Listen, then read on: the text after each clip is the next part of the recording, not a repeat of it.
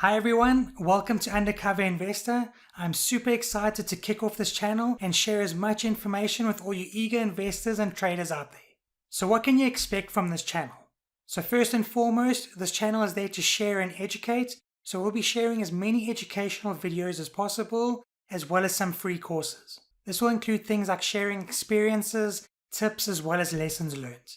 I will try and make difficult topics as easy and understandable as possible.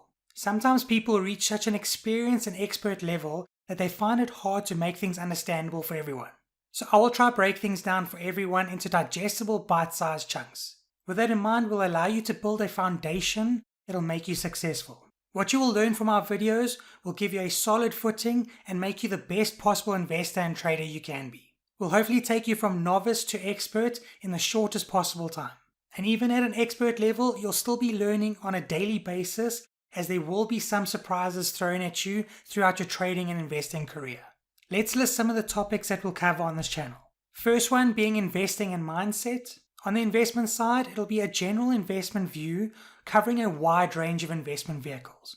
When it comes to mindset, this is an absolutely critical part of your investing and trading career. So we will be covering aspects of this. The next is trading and technical analysis. This will cover things like short-term, medium-term, and long-term trading, and with the technical analysis side, we'll cover all things analysis. Cryptocurrencies and NFTs. We will cover the top cryptocurrencies out there, analyze a few of them, kick into all the news that's out there, as well as things on keeping you safe and many more. On the Forex side, we'll be covering things like arbitrage, technical analysis, how to trade Forex, and many other items. Markets and other, this will cover what's happening around the world and how it could possibly impact your trading and your investments. And as I said earlier, on this channel we'll be sharing free mini courses. So what I'm going to do is start the channel with a bang. I thought it would be fun to make the first video a foundational free mini course, sort of a trading for beginners mini course. This allows me to provide plenty value to all of you up front and show you the value that you'll get from being a part of this channel. The course will cover the foundational things of what you need to consider while investing and trading. Again, thank you for being a part of this channel. I hope you really enjoy the content that I share here, and I hope that the information that you take in will make you extremely successful investors and traders. And just a quick disclaimer on this channel is that all videos provided are for educational purpose and is not financial advice. So please make the required consultation with the experts that you need to make the best decisions possible. So let's kick off with the free course. So welcome everybody to the Trading and Investing mini course. It's essentially a free trading foundational mini course for beginners. During my time investing and trading, I think I've looked at charts for hundreds of hours, which has helped me learn and study various setups and get an understanding of risk management and where to place stops as well as targets, how to control the risk reward of various positions, how to average into winning trades and to cut losses. And all of those things that I've learned, I'm going to share with you. We're going to take you from starter, where you're just beginning and don't really understand what a chart is, trends and so forth, and speed up your growth and skill tremendously. You are not born with it, but you can certainly learn it. What to expect upon completion of this course will supercharge your skills and confidence to be a successful trader and investor. Use analysis to improve your profitability, know your investor or trader type, know your strategy, understand money management basics, learn to put aside your emotion while trading and investing, learn a life-changing super skill, and hopefully get you hungry and excited to succeed. What will be covered in this course? We'll go through a general introduction to the course.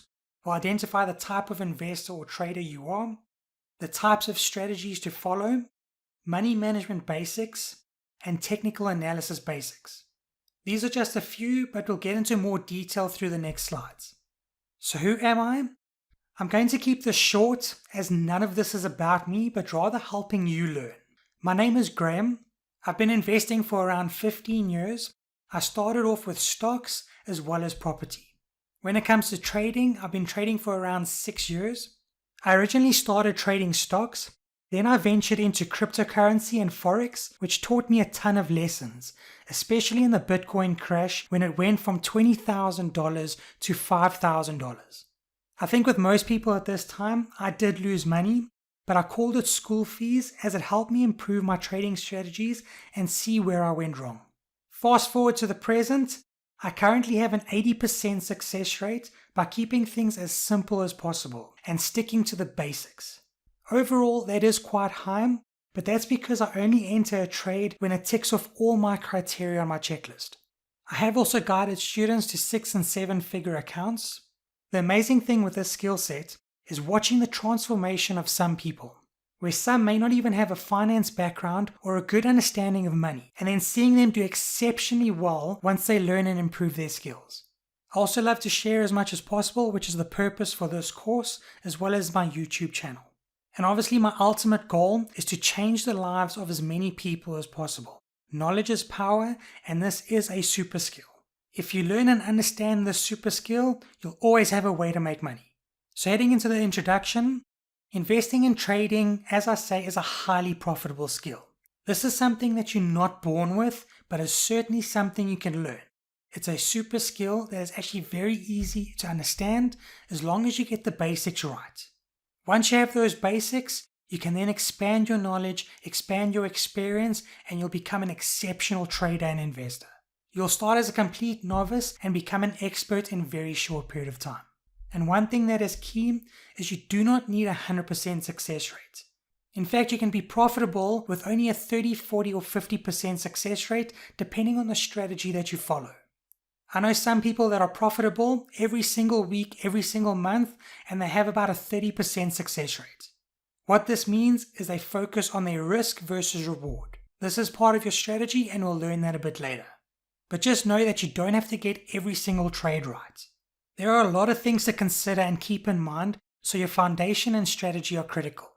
This will encompass things like the type of investor and trader you are, your risk appetite, which financial asset or digital currency to buy and sell, how much money you want to play with, as well as your technical analysis tools and methods. So what's your type? Who trades the financial markets? There are different traders across different time frames, and they kind of fall into 4 buckets. So let's explore each one of these. The first one you have is an intraday trader. This trader will trade chart patterns on a smaller time frame around your 5 minutes, your 10 minutes, or 15 minutes, sometimes even your 30-minute intervals. They'll typically enter into larger positions for smaller stock movements, and they'll also not hold their positions overnight. A day trader is only trying to profit from a small move intraday, and maybe their profit is 30 cents or even $1 per share, or a few dollars per digital asset. Maybe they're going to be in the trade for 2 hours, 1 hour, 30 minutes, 10 minutes. A day trader is simply looking to take advantage of intraday movements, and these movements are on a very short-term basis. Now, if you're going to day trade, of course you'll have to be in front of the markets and the news. Typically, you wouldn't want to hold your positions overnight in case something impacts your trade moving into the next day. So you're moving in and out of every trade in a very active manner. The next we have is a swing trader. Swing trading is a similar concept, but instead of trying to take advantage of little 30-minute or hourly moves, we're going to look for some technical patterns on the daily charts. We are trying to identify and buy on a breakout. So this can be a breakout upwards or a breakout downwards. This type of trader might sell these a couple of days or even a week later. And this trader wouldn't have to be sitting there in front of the screen monitoring the market at every step and every move. In fact, a lot of people prefer this trading style as they can have the assistance of today's technology, where I could have a buy order that gets triggered automatically in order for me to catch that breakout. I could have been on the golf course or at the beach at the time. Then the price goes up and hits my target, and I can be out of it in a couple of days or a week later because I had an automatic sell order set up. In addition to that, I could even set price alerts so that if it hits certain levels, I could be notified and I can go and check and see what it's doing.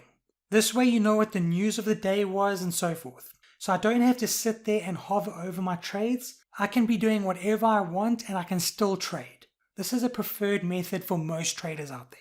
The next type of trader we have is a position trader. This particular trader will trade daily and weekly chart patterns.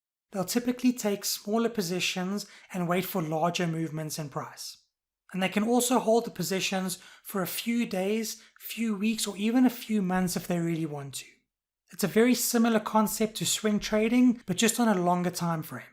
And as I said, they're waiting for bigger pricing moves, so it could be moving from $10 a share to $20 a share in that couple of week or couple of month period. And that is the aim of what they're trying to do, so they can build the biggest possible profit on a given trade, even though they're sitting in the trade for a longer time. And with this type of trader, you don't have to sit or be in front of the markets all the time, but you are able to take any news that might impact your trade into account at any point in time. So to give you an example of the type of things that an intraday trader, swing trader, and position trader will look at, we're going to look at an example chart here. I'm looking at Tesla at the moment. It's currently up-to-date pricing, sitting at around $850 a share. So if I was an intraday trader, I'd be looking at time frames of maybe 5 minutes, 10 minutes, 15 minutes, or even 30-minute intervals. Looking at this particular stock being Tesla, I would adjust the chart to that particular time frame. So over here, we've got it on a daily chart. I would then change that to, let's say, a 15-minute interval. And as I said, an intraday trader is looking for a very quick turnaround time, enter and exit a trade as quick as possible. They're looking for any big movements for the quickest possible profit. So now that we've moved it to a 15-minute interval, you can see there's a few big ups and downs in this given time interval. And an intraday trader will find where they can enter and exit these particular setups and these particular trades. They'll be in the trade for as short as possible and try and make the quickest amount of profit. Looking at Tesla here, I'm just going to zoom in a little bit. Okay. So now we're looking at this particular setup now, where on the 4th of August, you can see that it was sort of stable, busy moving along in a sort of a consolidating pattern. And then all of a sudden, it started shifting downwards and the trend went down. Okay. Chances are the intraday trader would have noticed this drop. They would have then decided where to get into the trade. And chances are they would have got into the trade at about here. So this will be around, on my time, sitting at 2:45 on that given day. Then what happens is they would then see over here that it's starting to go up a little bit. They would have had 2 green candles and they would have probably sold their stock at this point in time. They would have moved from a range of about 900 and they would have shorted this. So this would have been a bit of a breakout move. They would have shorted from 900, expecting the price to go down. With that in mind, they would set a target of, let's say, 880. Okay. Now they know it's going from 900 to 880 and they would have sold the stock at that point in time. They would have only been in the trade from about 3 or 2:45 to about, let's say, 3:45.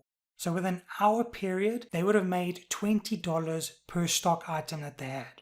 It's a very small percentage in the greater scheme of a Tesla share, considering it was 900 and they would have only made a $20 profit per share, but it's still a very quick profit and they're working with very short time frames. Again, over here, they would have seen the move moving upwards, and because it shot up so quickly, they would have probably entered into the trade roughly around here, let's say $875, and they would have probably sold at about $890. So they were probably sold roughly around here, where they started to notice any sort of drop down and any sort of decline in the price. They would have taken their profit quick and easy. And again, that would have been a move of about $15, $20, $25 in this particular share. Looking at a swing trader, we're probably looking more of a daily type of chart. So we're going to change this to the daily. Okay. Now what you notice is there's a very different look and feel about this chart. There's a lot less movements and it gives you more of a trend view. If I was a swing trader on this particular thing, I would have probably caught the upward movement over here. Let's say, for example, on the 3rd green candle over here, probably entered into the trade. That would be sitting at around the $850 mark. Watch it move up, and you know that you're probably going to be in the trade for a few days, maybe a week, possibly even a couple of weeks. And then they'll get to a certain point here. You can see there's a bit of a tweezer top sitting over there. So that's generally an indication that things are going to go the other way. So as you can see, it starts moving the other way. And roughly around these 2 red candles over here, that's probably where they'll sell their position. They would have moved from a position of, let's say, $850, and they would have probably sold it at about, let's say, $1,050. So that's $200 swing in a longer period of time. And then chances are, based on what they're seeing over here, they'll enter into a short position, expecting the price to drop down. They'll probably enter at this point here, give it, let's say $950, and watch it roll through for a few days, possibly a couple of weeks. See that it bounces at the bottom, comes up a bit, and starts sort of moving in this range. So anywhere around here, they'll then sell. And it's gone from about the $950 range all the way through to about, let's even say $700.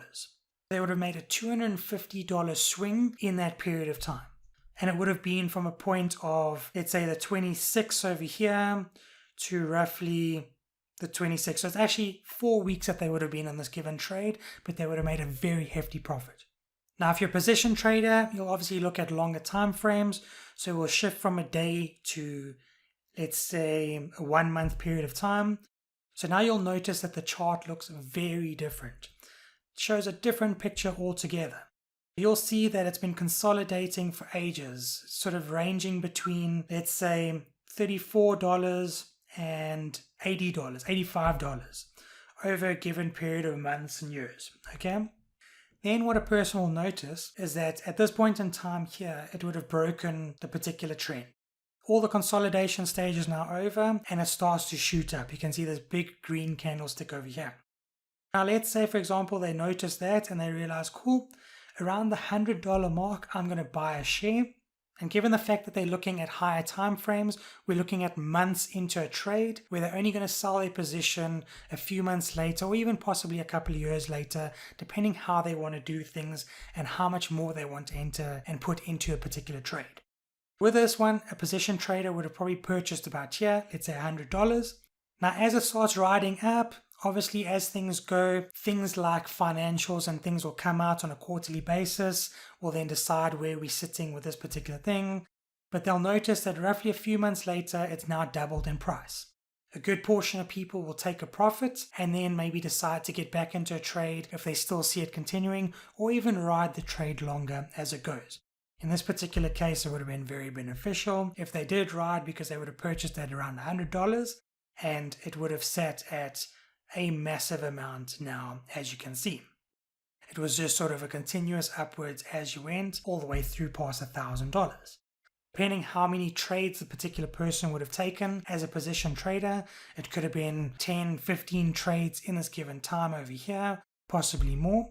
But either way, they would have ridden an upward trend on this given share. And then again, looking at here, they would have seen some very big red candles.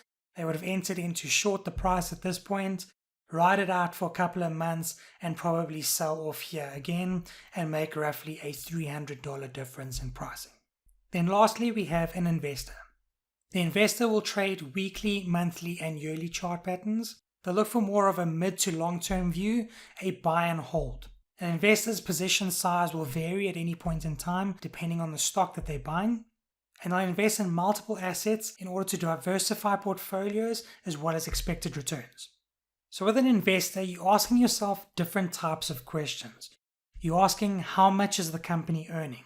What dividend can I get? What's the forward PE ratio? What's the return on equity? You're identifying all these numbers and trying to find a particular value. Now, you might still use the weekly charts to identify better entry and exit points, but you're looking for a Warren Buffett type philosophy here. And that philosophy is trying to find undervalued companies trading with a competitive edge. So what does a competitive edge or competitive advantage mean? Essentially, it's long-lasting, it's sustainable, and the company can withstand anything that gets thrown at it.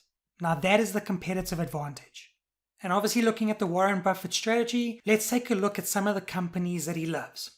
Competitive advantage in companies such as Coca-Cola. If you go into a convenience store, Coca-Cola always gets its shelf. It has a prime shelf or multiple shelves where it gets to sell its products, and it has a competitive advantage because it has that spot where every company would like to be. That's what people are familiar with, so that's a long-term competitive advantage that Coca-Cola has. And that is something that Warren Buffett will look for. Generally, as an investor, you're going to hold smaller position sizes, be more diversified, and hold things for the long term. You don't need to hover over trades, and every time the company reports its earnings, which is generally once every 3 months, That's where you're going to update your position. You're either going to stay in the position if you still deem the company to be undervalued, or decrease or remove your position if that changes. So at the end of the day, which trader are you? Quite honestly, you could be a lot of them, as most people do follow mixed strategies. You can have a combination of a lot of these different concepts and strategies, from swing and position trading to investing and even a little day trading when the opportunity is right. It all depends on the type of strategy and the type of trader you want to be. It can also be determined by the markets at the time. Now moving into investing and trading strategy. What we've covered before will be a part of your strategy. This is just various elements that will touch on your strategy and be a part of your entire overall game plan. The first one that we're going to look at is the length of time to hold a position. This can either be short term, medium term, or long term. As we showed you earlier, this is based on various different time frames, whether we're moving from a few minutes to a daily, weekly, monthly chart. This also aligns with the types of investors that we just covered. This will also vary based on the type of investment you're looking at, whether you're looking at things like property, stocks, cryptocurrencies, and so forth. So let's look at a couple of examples. When we're looking at real estate, your short-term to medium-term scenario could be if you're buying a flip property. Buy it, fix it up, and then sell it for maximum profit. Time could take a few weeks to a couple of months depending on the project. In this case, anything less than 6 months is short-term to medium-term range. But if you're buying a property for rental income as well as capital appreciation, this would be a term a lot longer than 6 months and fall into your long-term strategy. For stocks, if you're buying as a swing or intraday trader, you're certainly only in the deal for a short term. However, if you buy stocks for the purpose of receiving dividends and gaining capital appreciation, this would then fall more of a long-term strategy. For cryptocurrencies, the majority of people trade it for short term due to its extreme volatile nature. Cryptos can swing 10% to over 100% in a given day. However, if you buy a crypto for long-term nature, you would want multiple things out of it. For one, the obvious is capital appreciation. This is where you buy Ethereum, for example, for $100, and the next thing it's sitting at $4,000. The next is trying to get crypto's version of dividends. This is known as staking or savings, where you place it in a particular exchange or a wallet and earn more of that crypto over time, day by day, month by month. Some of these can even be massive percentages, like 1,000% per year. So depending how you look at these, this will define which type of trader or investor you are and the strategy you follow. Next, we're looking at risk appetite. This is where you're either more aggressive and risky, less aggressive and risk averse, or you have a mixed risk depending on the type of investments you've made, or you've taken a look at the risk versus reward and this has changed the type of aggression or risk you've put into a given trade or investment. So let's take a few examples we just covered and place it into these risk areas. So now if I'm flipping a property, this would be a little bit more aggressive and risky. If I'm looking for rental and capital appreciation, this would be less aggressive and not as risky. If your portfolio has both, then you follow a mixed strategy of aggression and risk. You're always weighing up your risk versus the reward to determine your best possible opportunities. The next part of your investing and trading strategy that we'll be covering is money management. Your number one rule is only use what you're willing to lose. Your number two rule in this is the key to success is your money management. What this looks at is how much to lock up in each trade or investment. So this will be a percentage of your whole portfolio. You'll also look at things like diversification and equality in every trade. And again, you'll assess the risk versus reward of every entry you take. This is known as trade management. I cannot stress this enough, but this is the most critical element to making money in the financial markets. This is the backbone of your entire investment strategy. So let's talk about why it's so important. When someone starts investing, I bet the first question they think is how many shares should I purchase? That's kind of the wrong question to ask. A lot of people don't really think through this process very well. A lot of the times they'll just do things randomly, and it's kind of like throwing a dart at a dartboard and hoping that it hits the bullseye. They just say, well, I'm going to buy 50 shares of this, 100 shares of that, and so forth. It's not advised to just go out there and buy some random amount of shares unless you're accumulating for the long term. There's always a better and safer way if you're not looking at long term. Remember my key rule? So ask yourself, How much money am I willing to risk in each trade that I take? Only risk the amount you're willing to lose. This is different to your position size. I could buy $10,000 worth of a stock, and that would be my position. But I would keep a stop loss to make sure that I only lose $100 if I'm wrong. The $100 is what I'm willing to lose, not the 10,000. And for those who have heard the term stop loss but are unfamiliar with what it means, a stop loss is basically a price that you are willing to sell at in order to minimize your losses if a trade doesn't go according to plan. So a simple example, if I buy a share at $100, I place my stop loss at $90. This means if the trade goes south, I'm only willing to lose $10 and not the full $100.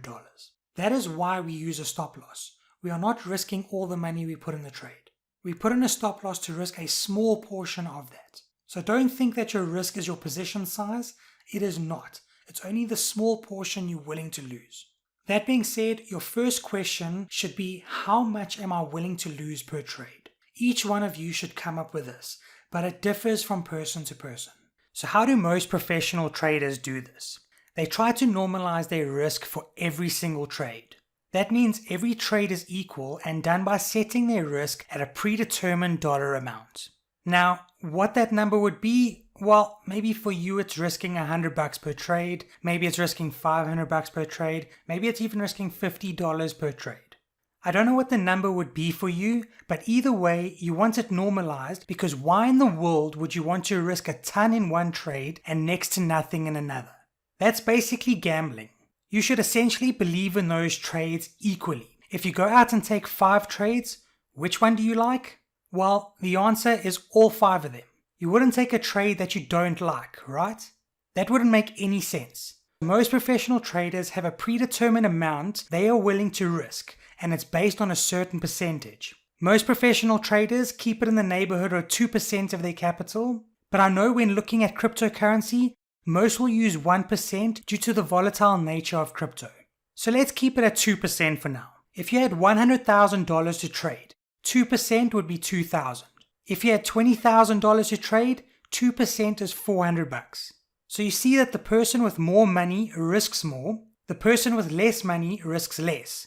However, they both risk exactly 2% of their portfolio in one single trade. It doesn't matter how much money you have to start with.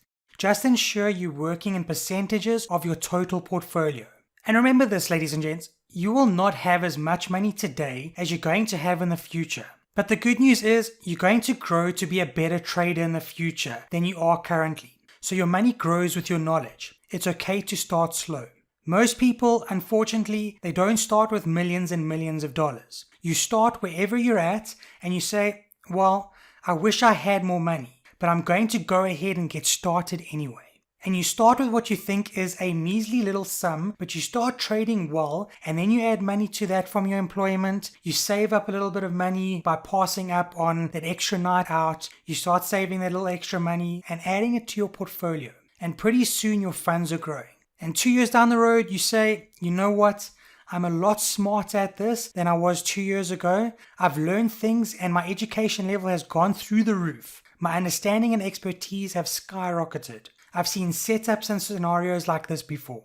I now have experience in the markets. And now you look over there at your trading account, it's a pretty big size. And you go, you know what?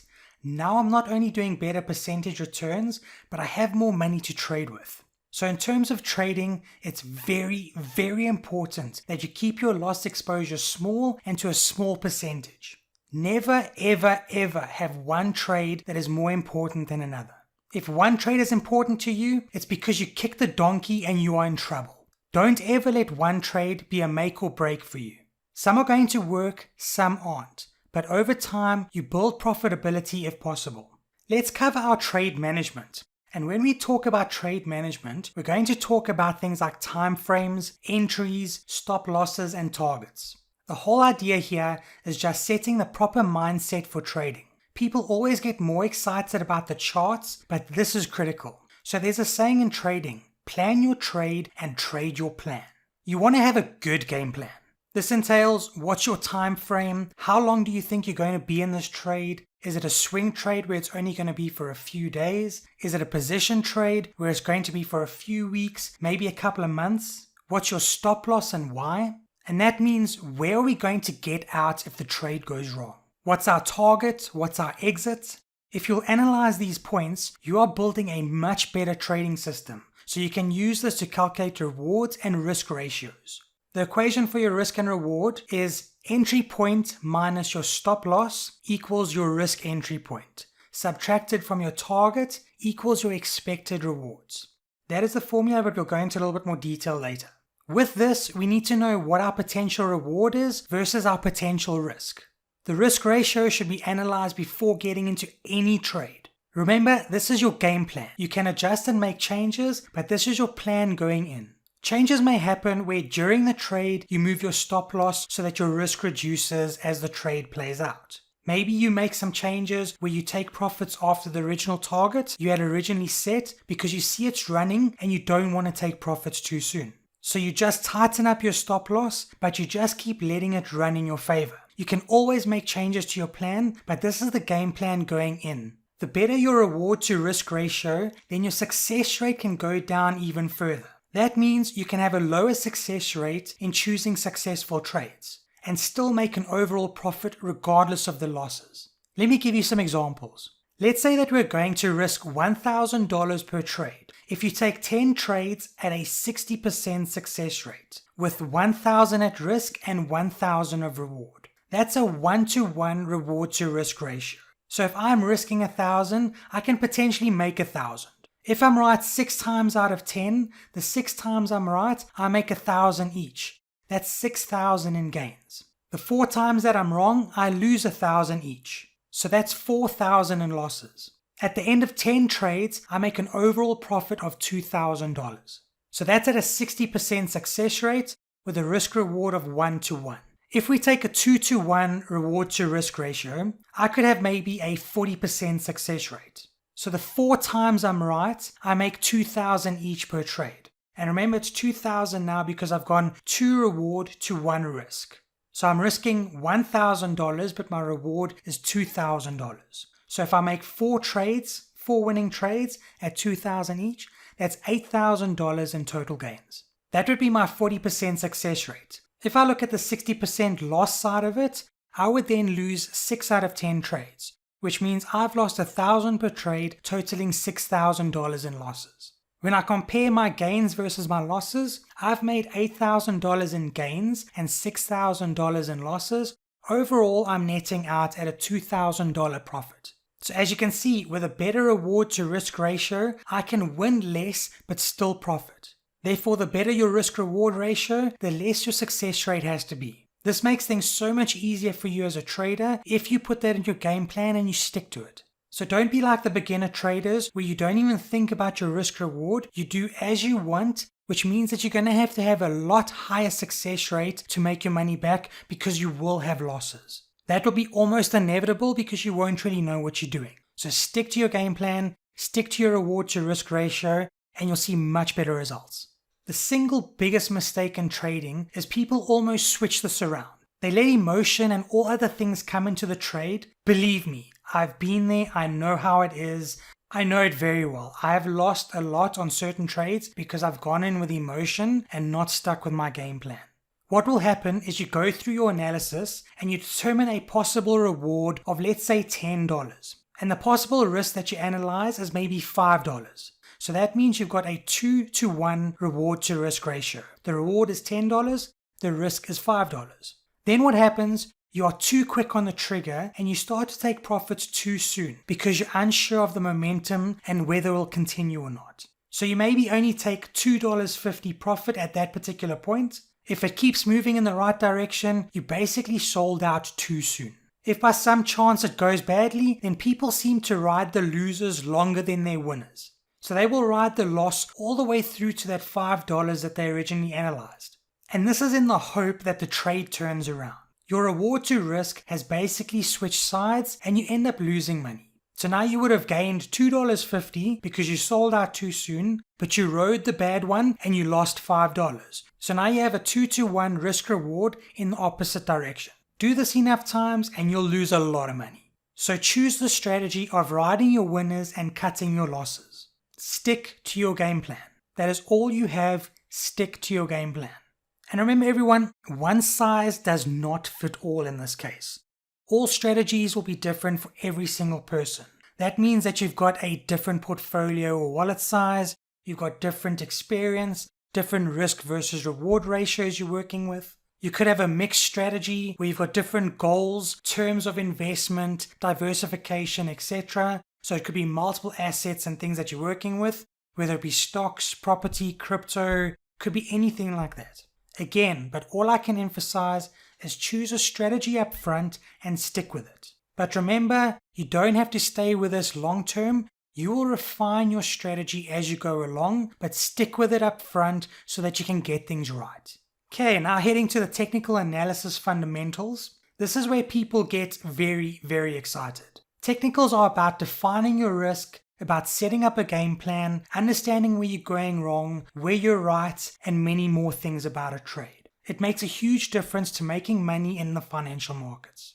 I hope you're excited about it and ready to build your knowledge, confidence, and skill. I think you're going to learn more than you ever thought possible about charting and technical analysis. So let's get started. The fundamentals we'll be covering are things like tools that we'll be using, the overview of those particular tools, how to choose an asset on those given tools, how to do a trend analysis, going up, down, any consolidation movements on that, foundations of technical analysis, that being things like bulls, bears, pivots, price action, and volume. Then we'll be looking at support and resistance, as well as where to set your buys, where to set your sells, and certainly where to set your stop loss. Remember that money management, guys? Stop loss is king. So let's kick off the practical side of it. There are so many various tools out there that you can use in order to continue your trading journey. Some of them are free and offered by the various platforms that you're on, whether it be cryptocurrency platforms or anything of that sort. But some of them are also paid, or you can start off for free and then they've got certain paid options within it, whether you're buying different charts, different indicators, and so forth. So you have a multitude of choice here. It just depends what works for you and works for your budget. Personally, I like to use TradingView. However, when you get started, it's best to use the free ones that you get on the given platforms you're going to use. So let's take a look at a few of them now. As I said, the first one, and I'm sure you would have probably heard of it in any of the videos you've seen with any mentors or training videos or anything of that sort, you would have seen TradingView. This is probably one of the most popular ones out there and one that I would say maybe 60-70% of the market use. You do have a free option to use this, however there is the paid side of it as well. That means that you'll be getting different indicators, different charting styles, etc. It's quite a nice one. Go through the site yourself, get to look at things, but as you can see based on this in front of you, it has so many different things you can use and the analysis options on here are absolutely incredible. There are indicators, you're able to compare things. There's so many options on here. It really is a fantastic tool. The next one we're going to be looking at is MetaTrader 5. So this is used a lot by Forex traders and anyone who also trades equities and cryptos.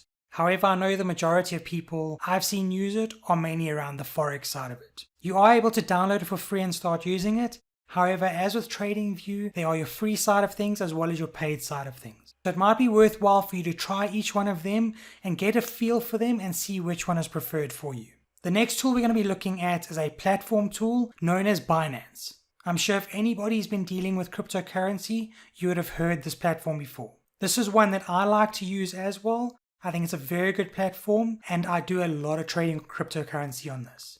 And I think based on the fact that it would be completely free to use, we're going to focus on this, but anything that I cover with this particular tool, all the options and features that it gives you, you would know that MetaTrader and TradingView have all of those and then some. And with Binance, what's nice is you have the option to choose between their classic charting or you can switch to the TradingView. So that really is a nice feature and helps you a lot. Alright, so what you see on screen now is a general look of what these platforms will have for you when you log into your own profile. So let's give you an overview of what is shown to you and then we can take it from there. So what I'm going to do is I'm going to show you all the elements of what you're looking at now so you have a better understanding of what you can see, what you can do, and how you can use it. Okay, so we're going to be moving basically from top down and left to right. So if you're looking at the top side of it, you've obviously got your ticker or your indicator, however you want to term it, of what the coin is or what the asset is. This one we're looking at is Bitcoin. So Binance US dollar is a stable coin. The equivalent of one Binance US dollar is $1 equivalent. As you can see, the price is fluctuating for Bitcoin. It's just over $24,100. So that's the current live price that it's showing there. Then it shows you a 24-hour change. This is percentage and value. So you've got a 0.25% thereabouts or a $66 change in value. Over the last 24 hours, the high has been $24,300. Its low has been $23,597. You can see the volume that's been traded in 24 hours. That's 63,780 Bitcoin. And the total value of all that Bitcoin traded is over $1.5 billion.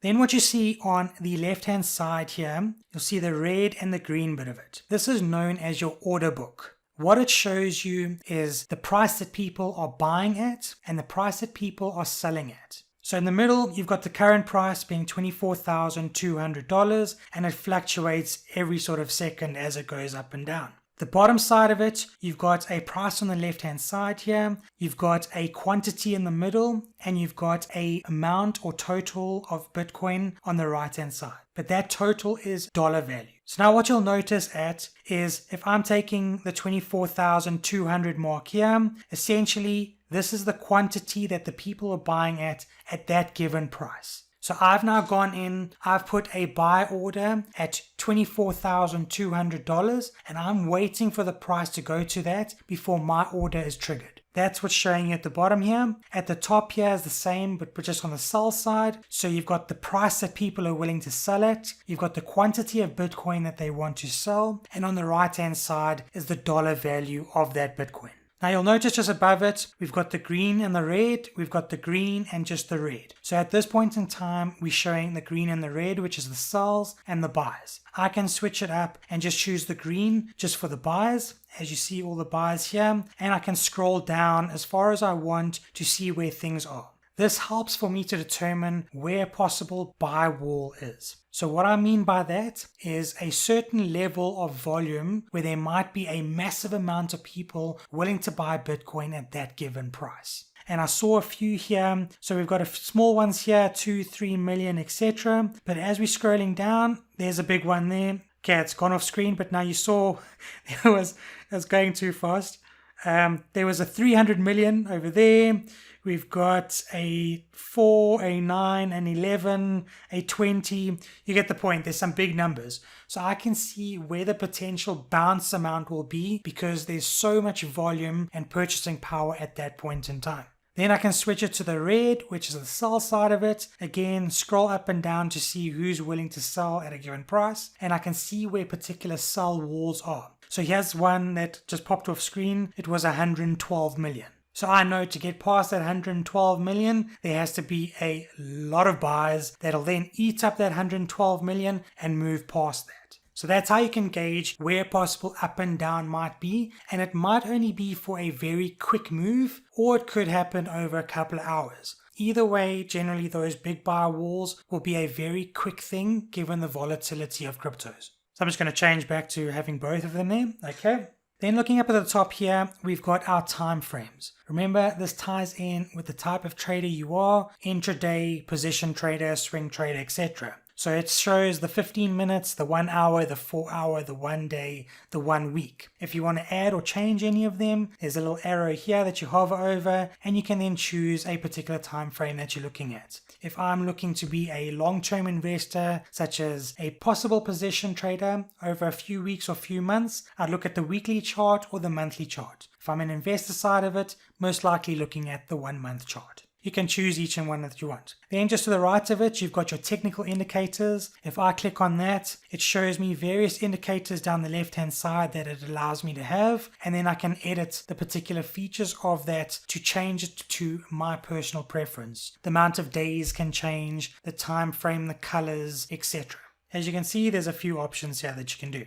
Then on the right here, we've got the original view. As I say, depending on the platform that you use, this original view is the one that's built into that particular platform. Next to it, you've got trading view. This is where I say you can switch between the platforms charting and the trading view charting. So if I click on that, it'll then open up the trading view charting itself.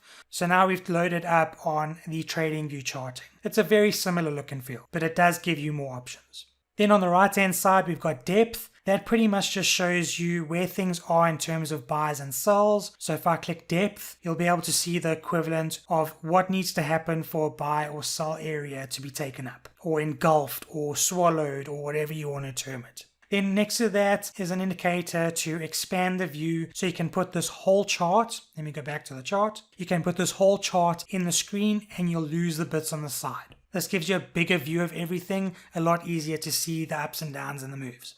Then next to that is you've got your charting. You're able to compare various charts, 1 chart, 4 charts, etc., and see what's happening in various different coins, various different assets.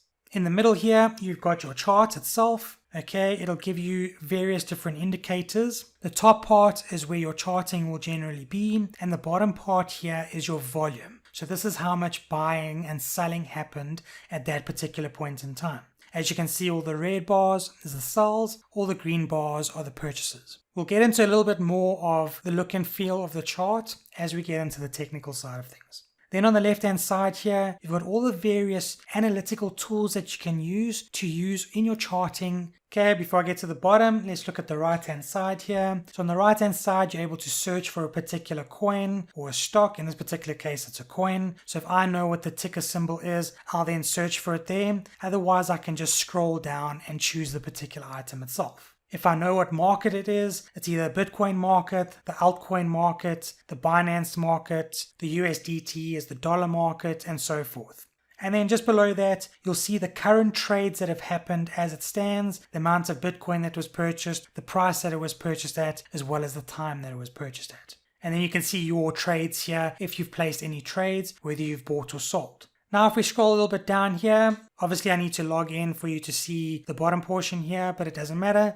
We can still get a good idea of what's happening. On this particular screen, this is where you're going to buy and sell. So on this side here is the current price. So now if I want to buy Bitcoin, let's say I want to buy 1 Bitcoin, I will plug in this current price of 24.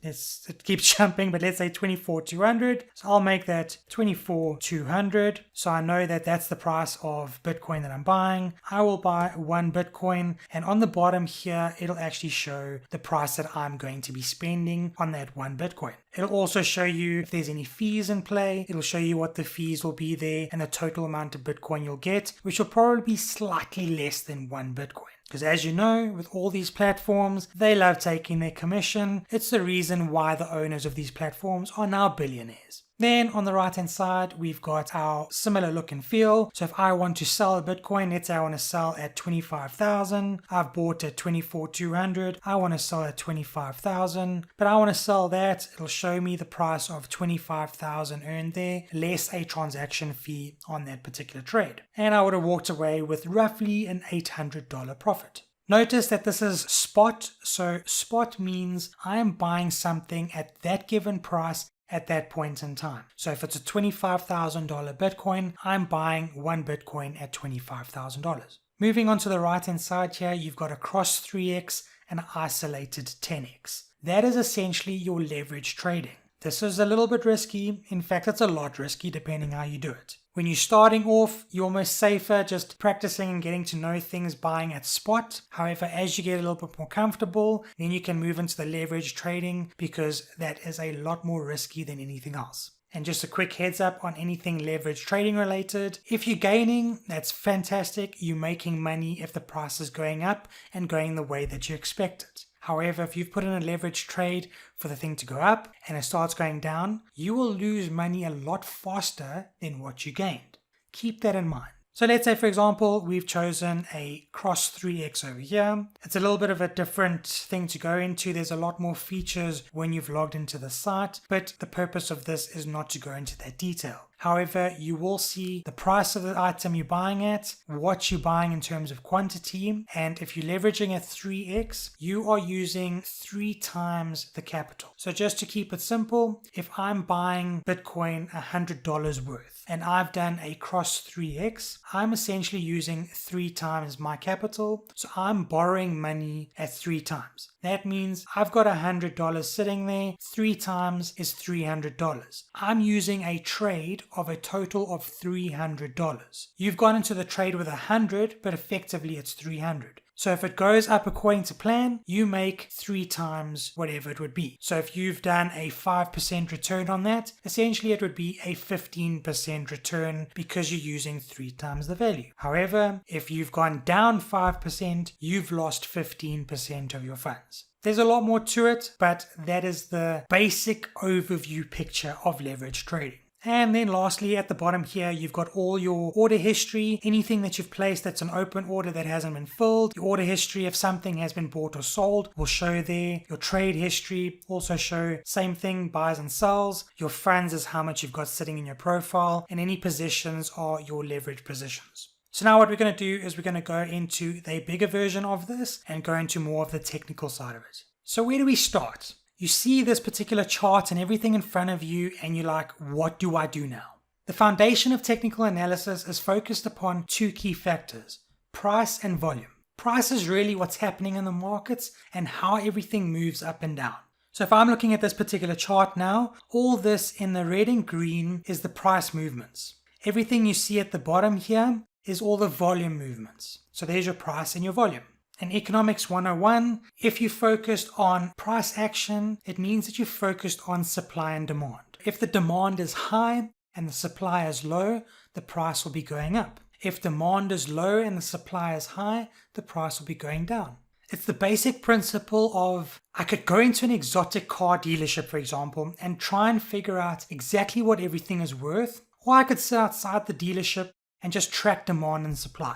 So if a lot of people are going in and buying Lamborghinis, Ferraris, Bugattis, then I know that the business is doing very well. Obviously the demand will be high. Then I don't need to add up all the values and try to figure out what it's worth. I can see the business is very strong. And generally speaking, if a business is strong, the price action is going to be positive, in which case it's going to go up. And if the price action is positive, I want to be the buyer. I want to keep buying if there's positivity there. Price action is critical in all technicals. You can't do it without it. If there's no price, what are you going to analyze? So now looking at this chart, let's go into more detail around the technicals on this. First things first, if I'm a particular trader, I'm looking at time frames. I will then go to the top here and choose my given time frame. I'm going to be just sticking currently with the daily time frame as if I'm a position trader, so to speak. So now that you're seeing a daily time frame, you're going to be thinking, well, what's next? I'm seeing this chart, I'm seeing reds and greens. What do I do now? What does it all mean? What are you looking at? So as I say, the first thing you'll notice is all the green and the red moving up and down. What these are known as are candlesticks. So you've got the green candlestick, which means the price is going up. You've got the red candlestick, which means the price is going down. And it's very noticeable in these particular parts here. Green candlesticks going up, red going down. Let's just zoom in a little bit here.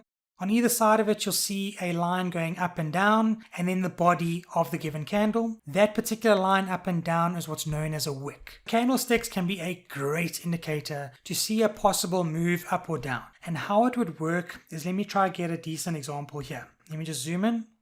I'm looking at these particular candlesticks over here. Let's take this green one here, for example. It initially started off with a red. You could see that it was a small red, which means the sell pressure was small, pushing the price down slightly. Then a bigger body on here, which means that there was more sell pressure at that point in time. At that, you can see that the volume of the sell pressure has increased on the volume here, which means that it increased there. But what it's telling you is you've got a small candle above and a very small candle below. That means that there's indecision. That means there's an almost equivalent buying and selling pressure on this particular candle itself. It could go either way. The next one you noticed was a green candle, so obviously it's shot in the upward direction. But looking at this particular candle, you can see that there was quite a large wick moving down to the bottom here, which means that the sell pressure continued to that particular point, okay? So that line there is where the sell pressure happened and the price dropped to that point in time. But then all the buyers came into it. You can see the volume at the bottom and shot the price upwards because they're willing to buy at that price. And they bumped the price up, as you can see it went there, and the wick is basically on that trend line, as you can see there. But what you notice with this candle is you've got a much longer wick at the bottom than you do at the top, which means originally there was a very fast sell-off and then it ended and the candle closed with a very high buying pressure, which you can see the body of the candle is the top half of the candle and quite a large body itself, which means there's a lot of buy pressure pushing the price upwards. Then it was confirmed by the second green candle, as you can see. However, the wicks on either end are very small. The body is obviously small at the middle, but there's indecision. They don't know whether it's going up or down at that point in time. And again, based on that little bit of indecision, it started shifting in the opposite direction. So you can see if there's buy pressure, it means that generally the body of the wick will close up on the top portion of it and be green. If there's sell pressure, the body of the wick will close at the bottom portion and be red. There's a whole lot more that can go into candlesticks. It's a phenomenon on its own. It takes a lot of time to get to know it. I will be releasing videos on my YouTube channel. There will be free courses and things that I will do on it. It is a fantastic thing to know, and it really does help you to identify where things could possibly go. When we're looking at the buy pressure in the green and the sell pressure in the red, we're going to start looking at the price action and price and volume side of it. That'll be the next thing to consider. So what we'll do is move into things known as pivots. In order to show a clearer picture of the pivot points, let me just move into the 4-hour chart over here. So in the 4-hour chart, each candle here is a period of 4 hours each. Then as you can see, we've got the ups, we've got the downs, and it keeps continuing up and down all the way through. So when you think about price action, a pivot point is a change of direction. So as you can see, we started with a bit of an uptrend. All of a sudden it turned and had a downtrend. That point there is your pivot point. On this one here, we had a downtrend and selling pressure going down. All of a sudden we had a change in direction, buying pressure pushing it up. This point over here is a pivot point. So either you've been moving up and then you pivot and the trade moves back down, which creates the peak as you saw over here. That would be a pivot high. Or prices have been falling and you pivot and turn back up, in which case you've got a pivot low, and that's happened over here. As you can see with the pivot points and the change of direction, it happens all over the chart. We've got our buy pressure here, we've got our peak pivot, and then it dropped down. Then we've got a low pivot and then it goes back up. So you can see where the movement happens. When it comes to pivot points, it takes 3 candles to form a pivot because you have to be trading in one direction, pivot and turn in another direction. When you're looking at 3 candles, here's one here for example, you've got the upward trend, you've got the downward trend. This green one and these 2 are your 3 candles to show that it had peaked and moving in the opposite direction. You're looking at the base one here, first candle, second candle, third candle. Here's your 3 that shows the movement. Same thing happens generally all the time with a pivot point. So what this essentially shows you is there's a constant battle that's taking place between buyers and sellers. Buyers trying to push the prices up and sellers trying to push the prices back down. A change in direction or pivot is a direct result of a shift of buying pressure to selling pressure or selling pressure to buying pressure.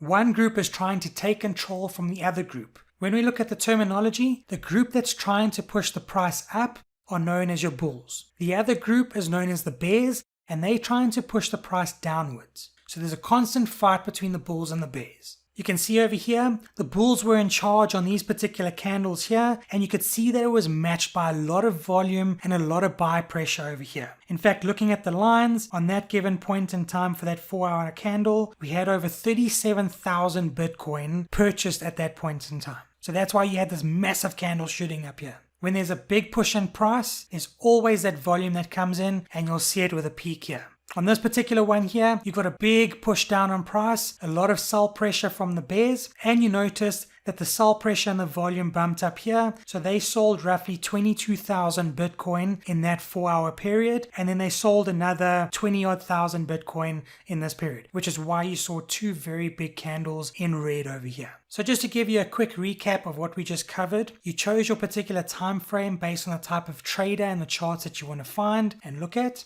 Then you've taken a look at the chart and seen where the pivot highs are, where the pivot lows are, and what the candlesticks are trying to tell you. And as you've noticed, based on whatever price here, as you're moving on the particular chart, wherever you put your cursor, on the right hand side, you've got your price at that point in time, and the bottom is your volume. And you can see your highs, lows, and everything in between. So if I hover over this massive green candlestick over here, on the left side here, you can see a high, you can see a low, you can see the volume and the percentage change. So if I just put it over this big candlestick here, you've got a opening value. So that candlestick opened, the bottom part here, opened at around $21,500. It closed, so its close over here was around $22,700. And in between there, it had a high of $23,100 and a low of $21,400. And in that particular movement, it went up $1,240 and 5.7%. So that tells you everything in the top left corner. Slightly below that,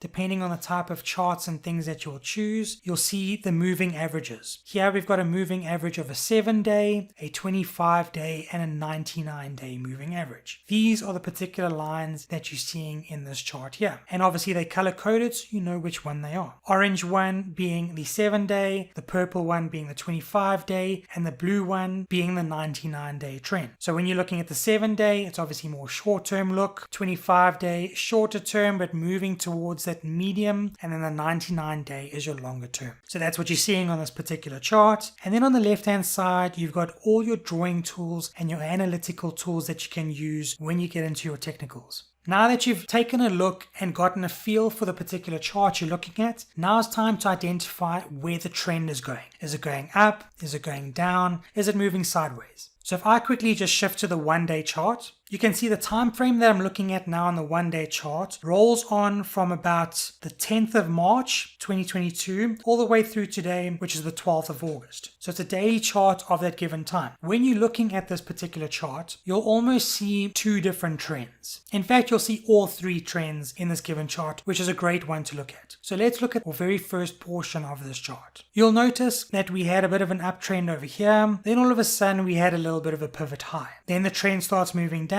and it keeps moving downward. Just based on first glance, you'll see that this particular movement all the way through here is a downtrend. This particular movement over here is the start of a bit of an uptrend. But this portion in the middle here is pretty much a sideways movement. On this given chart, you've got the down, you've got the sideways and the upways. So this is your consolidation portion, and then obviously your down and uptrends. So what that tells you is you can have in an overall downtrend market, as you can see, all three trend lines moving downwards, barring this little portion over the end here, but the overall is moving down. However, in that downward market or downward movement, you can still have a sideways movement or consolidation period, as well as a bit of an upwards trend in that. However, the overall look and feel is a downward movement, which means that the bears are in control. This point over here, the bulls are trying to gain control and slowly they're pushing the price up a little bit. So at first glance, that's the trend or the overall trend that you can see. How you can confirm this? We're looking at our pivot points and we're looking at where was the last high and where was the last low. So when looking at this portion here where the bears were in control, we had a high over here at roughly $48,000. Okay, then it moved down a bit and it had a low of 44. So there's your high, there's your low. Then it started moving up again and it got another high, but that one is sitting at about 47. Then it started moving down a bit and then its low was around $39,000. So you can see it started moving from 48 and moved all the way through to 39. Then it started going up again a bit and its next high was $43,000. Started moving down again. The next low was quite a bit lower at about $25,000. Overall, what you're seeing, lower lows. So you had a low here, a low here, a low here. So this is lower lows moving through here. And to show that, let me just do a line here quickly. There we go. So you can see a low, a lower low, and a lower low. And it still kept going. There's another lower low. So let's actually just drag him across there. So your trend is moving each time as a lower low. Same thing applies when you're looking at the highs. Now you know where the lows are. Where are the highs? The high was over here at around 48. Then there was another one at about 47. The next high was sitting at 42. The next one was sitting at 39. The next one was sitting at 31,000. So you can see that there's lower highs as it goes. The same thing applies when we're looking at the trend line. We're putting it through there and we're bringing it across like so. Overall, you can see the trend is moving downwards based on lower lows and lower highs. That's how you identify the downtrend of it. When we want to identify if there's a consolidation period or a sideways movement, we'll also take a look at the highs and the lows and if there's any movements of that. If I'm looking at this middle portion here, and then we get a trend line going, basically we've got a line moving across like so. That's the base and the lows. And then we got another one moving across here. So now as you can see within this, we've got this breakdown and then all of a sudden it hits this base. This is your support. This is your resistance. So it rolls down, hits the support, moves back up, goes back down, does a little movement here, goes back up, hits your resistance, moves back down, tries to go again, hits the resistance, moves back down. This portion and this movement in this area here is a sideways movement and a consolidation period. It means that the bulls and the bears are fighting each other, but nobody's winning. So it's just kind of a stagnant up and down until such time as something happens and they break the support or they break the resistance. In this particular case, they broke the support and it went further down. When we're identifying an uptrend, obviously again we're looking at highs and lows. At this point in time, we've got a high over there, a low there. Slightly higher, not really lower, so it's kind of a little bit of a movement, but not too much. Then all of a sudden we've got a higher high. That one's higher than this one. So a higher high. Then we're looking at the low. That low is a little bit higher than that. Moving slightly up, not much of a difference there, not much of a difference there. As you can see, it's moving in an upward trend in this overall downward market. That's a very high level of identifying your trend up, down, and sideways. Now let's take a look at your support and resistance. For that, I think I'm going to drop down to a shorter time period as it'll show more fluctuations and make things a little bit easier for us.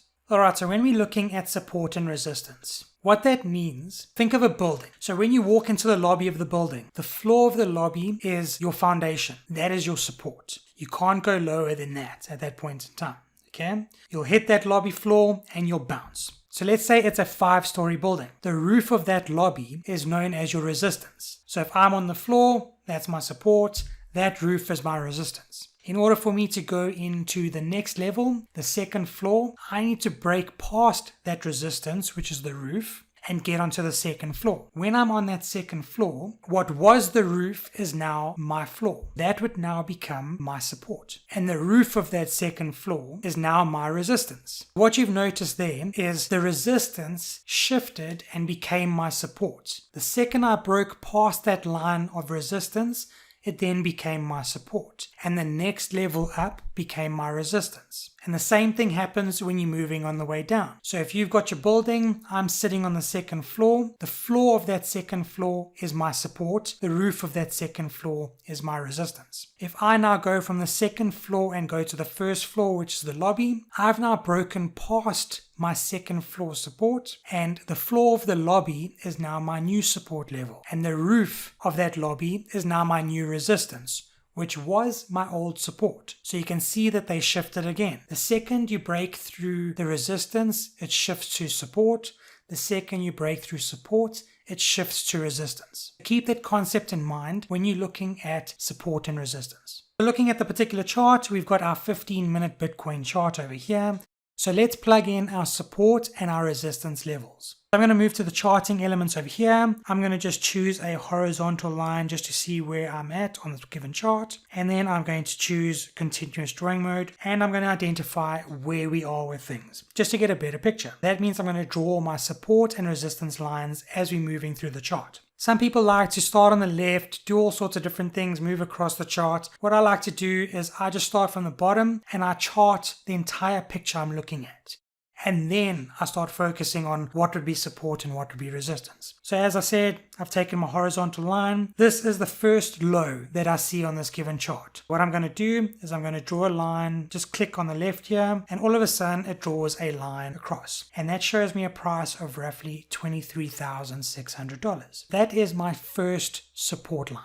Then I look at the next chart, I scroll up slightly. What am I seeing? Okay, I'm seeing on the left hand side here, I've got a bit of a bounce, keeps hitting there, and then stays above that. That would be my next line that I'm going to chart. Then I slowly move up. What do I see? I see a bit of a base moving here. You can see a few bounces at the bottom here, a few bumps up there, a few bounces there. So you can see that there's sort of a bit of a buy and sell pressure. You can see here it keeps hitting a particular floor, and you can see here that a few peaks have happened at that point. I'm going to draw a line on that point there as well. Then I slowly move up just to take a look left and right on the chart and see what's happening. Now at this point in time, I'm noticing that we've got a few peaks happening here. They're not really moving past that. A few more peaks happening there. And again, you can see quite a lot of peaks happening there, not really moving through. And then you notice that a few bounces happen over there, bounce happen there. I'm going to draw another line at that point in time. Now I've got a line happening through there, and that's just over the 24,000 mark. As we're moving up slowly but surely, taking a look across, you can see on the left hand side here a few ups, a few peaks happening but not really going anywhere. Going across, we see something similar on this side. So I'm going to draw another line across there. That's sitting at around $24,250. Again, moving up, I see that there's a few peaks happening here, a couple of peaks happening there. You got a few bases here, a base and a base. So you can see there's a few bounces up and down on that given chart line. So I'm going to draw a line through there. And then finally, I'm going to draw a line right at the top here where we see the peak happening. Boom. Okay. Now what you see is you're seeing these lines going across the screen, and that tells you what? You've identified where certain things have hit a peak and come down, and you've identified things that have hit a base and gone up. What you've done here is you've drawn your building. You've drawn each floor to your building. You've drawn the lobby, you've drawn the first floor, second floor, third floor, etc. So I'm going to start on the left hand side here, and this is basically like the 6th level of your building. So you've got your resistance point over here. That's your first one. Now as you're moving down, this would be your support. This is the floor of your 6th floor. You've got your resistance and you've got your support. This is your floor price. This is your roof price, so to speak. So sitting at 24, nearly 25,000 is your resistance. Your floor price is sitting at around 24,300. Now you've marked your first resistance, your first support. Now as you're looking at the chart, you can see it bounces up, it hits the peak, hits your resistance, moves back down, tries to go back up, hits your resistance, moves back down. What happens next? Now you can see it's kind of hovering, it's broken through your support. At this point in time here where it's broken through your support, this support now becomes your resistance. This is on the 5th floor, this floor point now becomes your support. Now we've got our support level and our resistance level. So as we're looking at the charts again, it's moving across. You've got your pivot, it bounces off the resistance, and then all of a sudden it breaks through this support level. And now what happens? This support becomes the new resistance. And this new floor here becomes your new support. You would expect it to move up and down between your new resistance and your new support level. And it does just that. So it pivots, bounces back up, pivots, goes down, and so forth. So you got a little bit of a consolidation movement over here. Then what happens? Because it's consolidating, it's got to go up or down somewhere. Boom, drops down and almost breaks through the next support level in one go. This support level now becomes your new resistance, and this level now becomes your new support. As you'll notice, you would expect, is for the price to move between now the new support and new resistance. So it keeps bouncing up and down, then it breaks it there, hits the support level, bounces back up, back into the range here, and we keep moving and so forth. But it keeps breaking at this point, so this does become your new support and your new resistance. So you're kind of getting an idea as it's moving downwards of where things go. It keeps shifting between your support and your resistance as it breaks through those barriers. Then what you'll notice is Bitcoin sort of staggers between the support and resistance over here, sort of a sideways movement. The bulls and bears don't really know what's going to happen, and they're not really winning on either side. Then it breaks through past this point again, and now this support floor becomes the new resistance. This line here becomes the new support. But then it breaks through there very quickly, and that interchanges. Now this becomes the new support again, and that becomes the new resistance. So you get the point. Every time it breaks through a particular barrier, all those change and you can identify where the support and where the resistance happens. Same thing applies as we're moving up. We've got our support here, we've got our resistance on this line here. As it breaks through this point here, this now becomes the support again, and this line now becomes the resistance.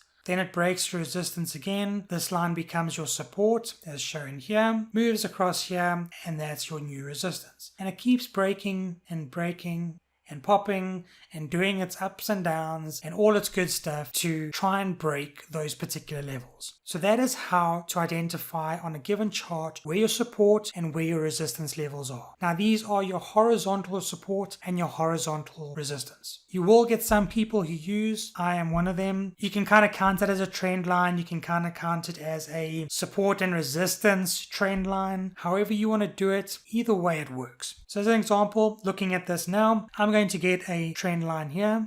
If I'm looking at this point where I've got the support and the resistance line and it's slowly moving upwards, I know my support is here. So I've got my support moving upwards, and as I see it's going at this point in time, I've got the trend line moving in that upward direction. I can take it as a trend line, I can take it as a support trend line. So that is my floor moving upwards. If I take a look at the highs of it, I've got a trend line moving upwards. Let's mark it from this point. Shoot it across there. So I've got an upward trend line moving across there. That is kind of my upward resistance. So I've got my lines across here, giving me a good idea of what's happening. And then I've got my lines moving up like that, giving me a good idea there. With that, I know that if it breaks past this particular resistance line, that now becomes my new support. And as you can see, it's been trying, it's hit that resistance line, bounced. Tried again, it broke through for a moment, came back. Tried again, hits it came back.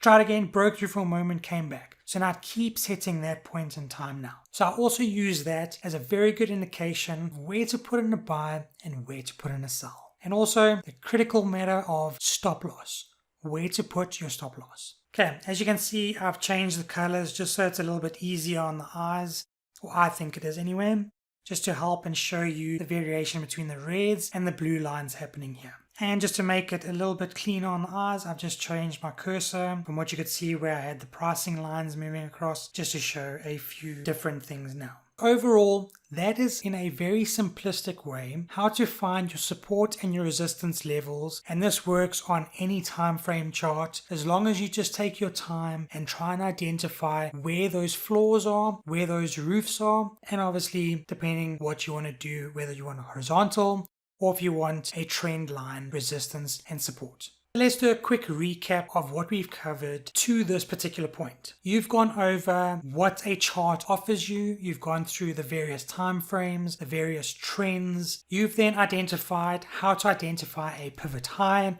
and how to identify a pivot low. With that in mind, with those pivot highs and pivot lows, you're able to identify an uptrend, a downtrend, and a sideways movement or consolidation period. Also, based on price and demand, you're able to identify who's winning at that point in time, whether it be the bears or the bulls. And obviously now we've covered the support and resistance side of it, whether it be horizontal support and resistance or any trend line support and resistance. You've identified how to choose those particular areas, how to chart a line on it so you know where it stands and what the price point is.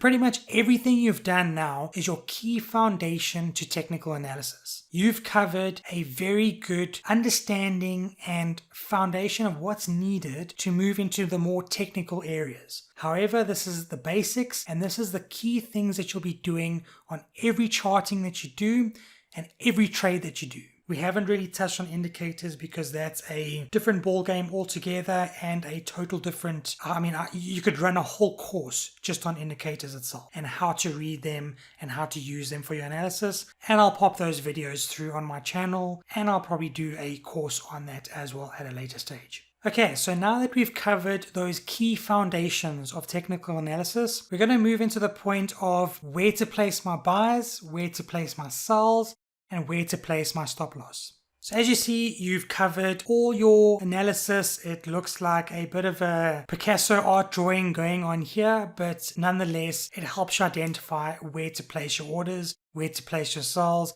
and where to protect yourself. On the given time frame that we're at, we're sitting on a 15 minute. If I'm that particular trader, remember I'll be a intraday trader looking at this chart. So let's pretend we are an intraday trader and see where we would buy and where we would sell. Now remember, with an intraday trader, you're sitting on very short period of time. Within a 15, 30 minutes or even a couple of hours, you're in and out of a trade.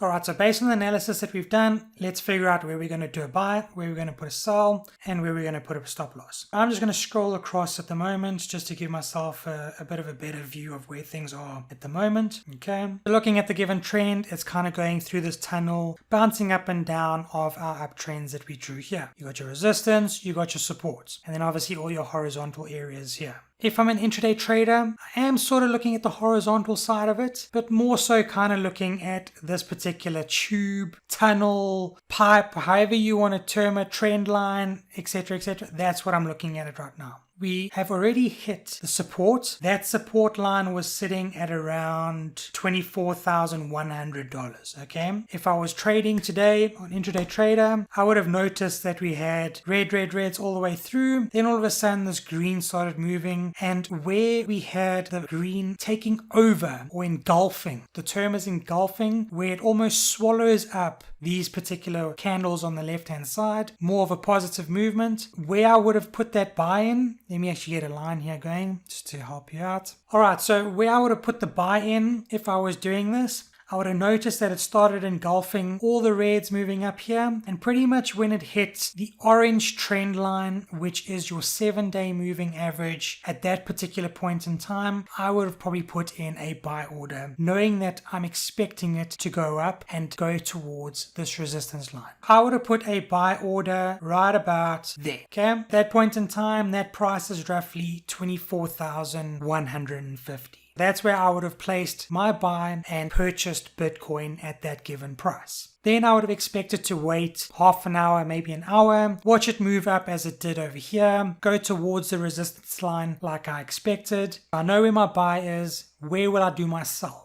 Now I'm watching it go through there, moving towards the resistance line. Then all of a sudden we've got a bit of a wick and a jump past that resistance line. So now that gets me all excited, thinking, okay, we might have a bit of a breakout, but it then drops back down, tries to break it again, hits the resistance line, bounces back down. And as you can see, we've got 3 wicks all hitting the same line, not going past that. So if I'm an intraday trader, I would probably expect to see it moving down towards the $24,000 mark, or where I purchased at the 24,150. I'm expecting it to move in this direction here. That's the movement I'm expecting. That's where I think it's going to go. I'm seeing that it's kind of just sitting here in a bit of a consolidation portion here, but not really, because it is only 15 minutes each time. All these candles is 15 minutes. But if I want to get out of the trade as fast as possible and make a profit, I would probably put the sell in roughly where we are now. As you can see by the red arrow, I'd probably put the sell in roughly around there because I'm expecting it to hit that price. And that is roughly, let's see what price we got here, 24,400. So we would have moved on an intraday movement from 24,100 to 24,400. So that's a $300 movement in a period of an hour and a half. I've gone up $300. So I would expect to buy at that point, sell at that point, make myself $300 per item that I purchased, or per share, or per Bitcoin, depending what asset you're looking at, and that's how I'd move in and out. I know where I'd put the buy, I know where I'd put the sell. Now, money management, guys. Where would I put my stop loss? That all critical savior. Okay, let's do that. I know I would have purchased roughly around there at 24,100. Now remember your percentage that you're working with. You would take a percentage of what you want to lose if the trade goes bad and place a particular order there. So let's say I'm trading with $20,000. Now earlier I said that most people use a 2% portion that they're willing to lose per trade. However, a lot of people use 1% for crypto.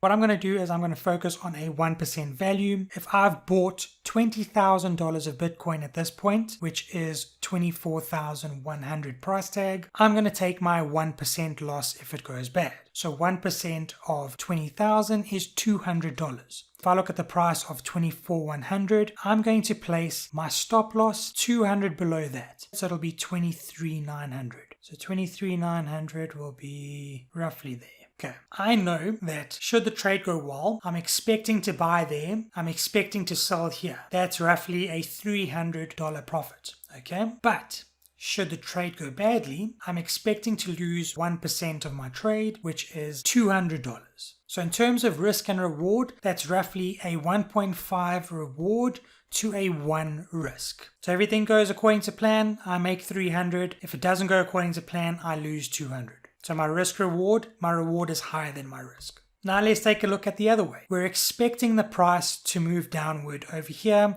and come towards this trend line. Let me just extend this out a bit. So we're expecting it to come to this trade line. So if I'm here and I want to short the stocks, I'm expecting the price to go down. I will enter at roughly this point here being $24,400. And I would expect to sell roughly at this point in time here, which will be about $24,250. So it's roughly also $150 to $200 swing. So I'll put a buy order in there, I'll put a sell order here and expect things to go in that direction. And again, based on my percentage that I'm willing to lose, my stop loss would be placed about here somewhere, just to give you an indication. If I'm expecting the stock to go down and it doesn't and it keeps going up, then what it's going to do is it's going to reach my stop loss price here. I'm going to go out of the trade and I'm only going to cut my losses at that point in time. But if it goes according to plan, I sell everything where it's supposed to, I make a profit, everything's good and dandy. So that gives you an idea where to put your buys, where to put your sells, and where to put your stop loss. It's a very high level view of where to do that, but as you get into this, as you practice, as you hone in your skills, you will learn exactly where to do this. And based on the foundation of technical analysis that you learn now, you'll be able to identify almost the best parts of a chart to put in those prices. Put in those buys, put in those sells, put in those stop loss. And remember, ladies and gents, follow your game plan. Do not deviate from it. You can alter your game plan if things are going according to plan. As you hone your skills, you can alter it, but please stick to your game plan and stick to your money management. If you do not, you are in risk of some serious trouble when you trade. You do not want to be in a position where you're risking more than you should. So there you have it, ladies and gents. I have covered the foundation, technical analysis, and key things that you would need to think about and follow as a trader and investor. I really hope that you've enjoyed this course. I hope that it's helped you see things clearer, understand things a little bit better, and also help you to be a better trader. I hope that it's given you the confidence that you need to go into a particular chart on any given asset and know exactly what you need to do. Remember, this is a super skill. If you can learn how to do this, you are in the pound seats. But please don't gamble. Do things properly, do your analysis, make sure that every trade ticks off your given criteria that you need, and enter that trade if you're happy. Do not overtrade, just go into ones that you know or feel comfortable with and know that your probability is higher of reaching the target that you want versus another swing or a bad whatever. It could have been a news event, it could be anything. The probability's always got to be in your favor. And remember, you don't have to be 100% win rate. You can be 60%, 50%, 40%. It all depends on your risk to reward. And I'm sure at this point in time you would have had a pop-up where you can rate or review this particular course. If you have already, thank you very much. Any feedback and any honest feedback is fantastic, and I'll try to get back to them as soon as I can. And remember, ladies and gents, you're more than welcome to reach out to me. It can be on the social media side of things. It can be on this given platform via comments. I will leave all the details in the resources section, so you'll be able to reach out to me at any point in time should you wish. I do have a YouTube channel where I'll be going through a lot of information. I'll be sharing a lot. I'll also be sharing things via Instagram and TikTok as well. Go over to those profiles, follow, like, subscribe, etc. And we'll see you as soon as possible. But thank you for joining in on this course. I hope it's been a good one for you. We'll catch you again soon. Cheers for now.